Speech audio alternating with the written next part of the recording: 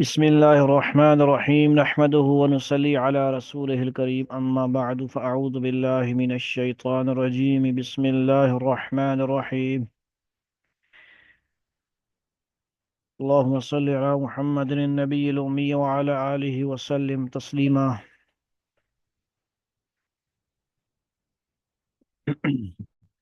فضائل اعمال میں سے فضائل قرآن کے بارے میں ایک حدیث فتنوں کا توڑ کتاب اکبر ہے۔ آج کچھ گمراہ لوگ فتنہ جو ہے پھیلانے والے لوگ جو ہے مولویوں کے اور ان کی کتابوں کے پیچھے پڑے ہوئے ہیں، تو ہم نے کابرین کی کتابوں کو کچھ نہ کچھ پڑھا جائے، اور احادیث کی کتابیں ہیں یہ ساری عوام الناس کے لیے، ٹھیک ہے جی۔ بخاری، مسلم، مشکات، وہ احادیث بھی طلباء کے لیے ہیں، طلباء کو علماء کرام سے پڑھنی چاہیے ان کو۔ اب جو لوگ ترجمہ پڑھ رہے ہیں ان کو عربی نہیں آتی، عربی سیکھتے نہیں ہیں، اور ایک ایک معنی کے اندر بحث کرتے ہیں علماء کرام، شیخ الحدیث مشایخین اعظام۔ اس لیے یہ عوام الناس کی کتاب ہے، تو اسی میں حدیث کا خلاصہ، ترجمہ، تشریح بھی لکھی گئی ہے۔ اب اس کو کتنے لوگوں نے پتہ نہیں کیا کیا بکواسات کی ہیں کتابوں کے بارے میں، اکابرین کے بارے میں، تو بہت اپنے خطرے کی بات ہے۔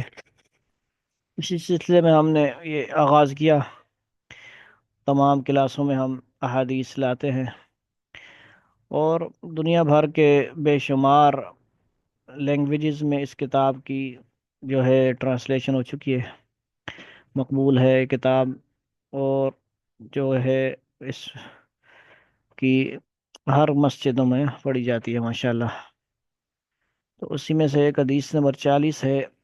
بسم اللہ الرحمن الرحیم، اللہم صلی علی محمد النبی الأمی وعلی آلہ وسلم تسلیما۔ عن ابن عباس رضی اللہ تعالی عنہ قال نزل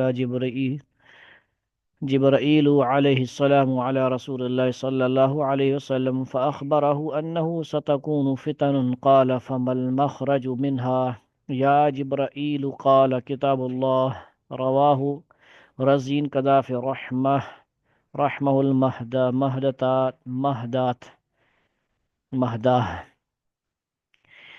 حضرت ابن عباس رضی اللہ تعالیٰ عنہما کہتے ہیں کہ حضرت جبرائیل علیہ السلام نے حضور اقدس صلی اللہ علیہ وسلم کو اطلاع دی کہ بہت سے فتنے ظاہر ہوں گے۔ حضور صلی اللہ علیہ وسلم نے دریافت فرمایا کہ ان سے خلاصی کی کیا صورت ہے؟ انہوں نے کہا کہ قرآن شریف، کتاب اللہ پر عمل بھی فتنوں سے بچنے کا کفیل ہے، اور اس کی تلاوت کی برکت بھی فتنوں سے خلاصی کا سبب ہے۔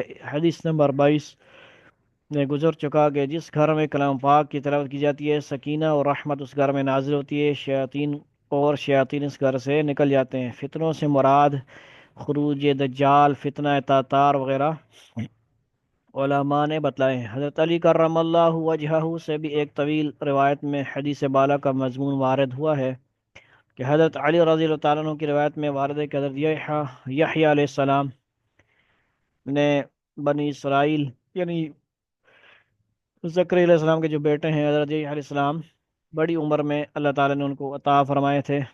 بنی اسرائیل سے کہا کہ حق تعالیٰ شانو تم کو اپنے کلام کے پڑھنے کا حکم فرماتا ہے، اور اس کی مثال ایسی ہے کہ جیسے کوئی قوم اپنے قلعہ میں محفوظ ہو اور اس کی طرف کوئی دشمن متوجہ ہو کہ جس جانب سے بھی وہ حملہ کرنا چاہے، اسی جانب میں اللہ کے کلام کو اس کا محافظ پاوے گا اور وہ اس دشمن کو دفع کر دے گا۔